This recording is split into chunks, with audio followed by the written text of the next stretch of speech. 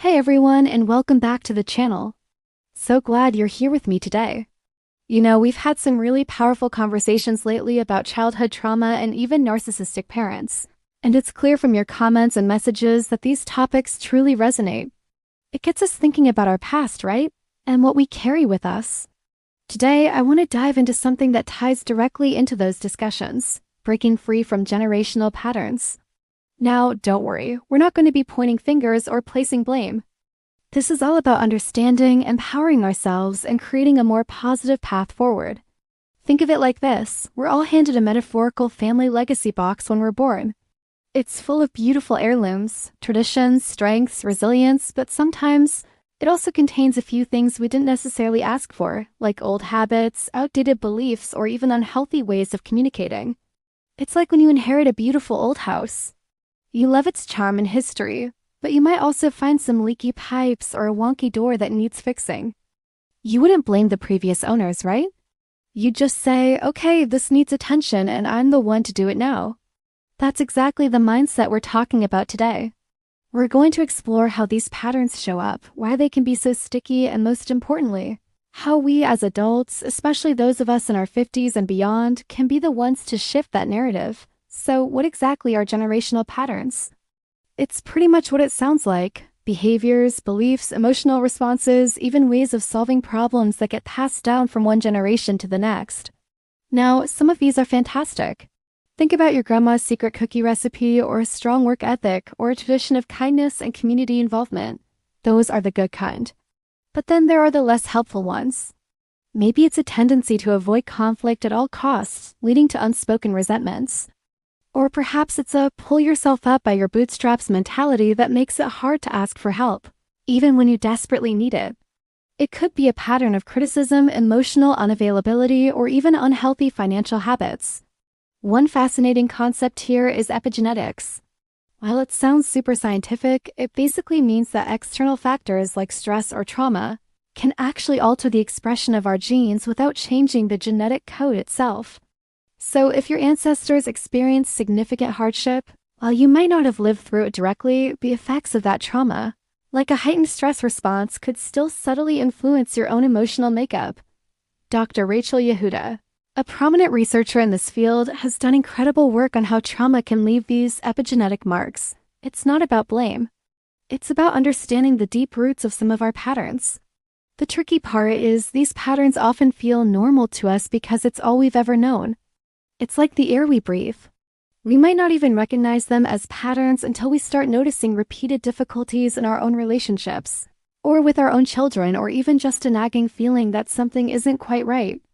A huge first step in breaking these cycles, according to many psychologists, is self-awareness. You can't change what you don't acknowledge. Think about it. Have you ever had a moment where you caught yourself saying or doing something and thought, wow, that sounds exactly like my mother, father, aunt, or uncle? That's a moment of self-awareness right there. How do we gain this awareness? Reflect on your childhood. What were the communication styles like in your home?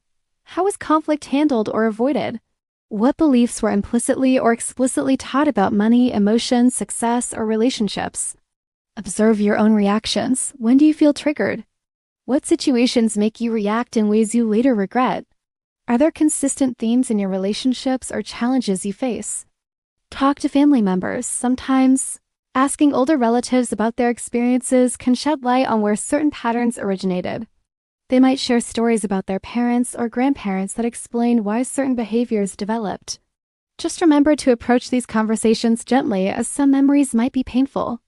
Once we start identifying these patterns, it can feel a little overwhelming.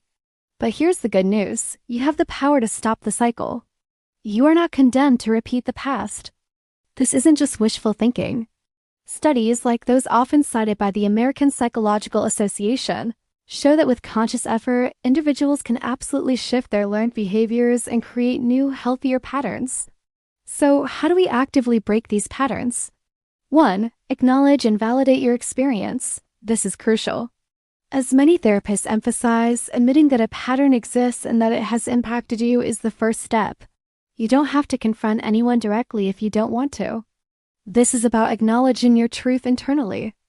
2. Take accountability for your part. This means recognizing how you might have unknowingly contributed to the pattern or perhaps avoided changing it. Again, this isn't about guilt, but about empowerment.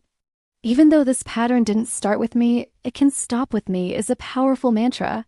3. Learn new skills. If your family avoided conflict, learn healthy communication techniques. If emotional expression was suppressed, practice identifying and articulating your feelings. There are so many resources available: books, online courses, workshops. Dr. Brené Brown's work on vulnerability and courage, for example, offers incredible insights into healthy emotional expression. 4. Set healthy boundaries. This is huge. Boundaries protect your energy and prevent you from falling back into old dynamics. This might mean saying no more often, limiting contact with certain individuals, or changing how you engage in conversations. It can be hard, especially with family, but it's essential for your well-being. Now, I know what some of you might be thinking: it's too late for me, or I'm too old to change. And let me tell you, that is absolutely not true. One of the beautiful things about being in our 50s and beyond is that we have a lifetime of experience, wisdom, and resilience. We often have more time and capacity to focus on our inner world. Think about the incredible impact you can have. By breaking these patterns, you're not just helping yourself. You're creating a healthier legacy for your children, grandchildren, and future generations. You're showing them what's possible, leading by example. Research on positive parenting practices consistently shows that when parents actively work on their own emotional well-being and communication, it significantly impacts their children's development and future relationships. You are literally rewriting your family's story. This journey isn't always easy. It can bring up uncomfortable emotions, and there might be resistance, both from within ourselves and sometimes from others who are accustomed to the old ways. That's why seeking support can be incredibly beneficial. A therapist can provide a safe space to explore these patterns, offer coping strategies, and guide you through the process of change. Many psychologists specialize in family systems and intergenerational trauma. Support groups, connecting with others who are on a similar journey, can provide validation, encouragement, and new perspectives. Trusted friends and mentors. Share your intentions with someone you trust. Having an accountability partner or just a listening ear can make a world of difference. Remember, this is a marathon, not a sprint. There will be days where you slip back into old habits, and that's okay. The key is to acknowledge it, practice self-compassion, and get back on track. Every small step you take is a win. So, my friends, I hope this conversation has given you something to think about. You have the power to be the generational pattern breaker in your family. You can choose to leave a legacy not of inherited burdens, but of intentional growth, emotional health, and genuine connection. It's a powerful act of self-love, and it's a profound gift to those who come after you. I'd love to hear your thoughts in the comments below. What generational patterns have you recognized in your own life? What steps are you taking to break them? Let's keep this conversation going and support each other on this incredible journey. Thanks for watching, and I'll see you next time.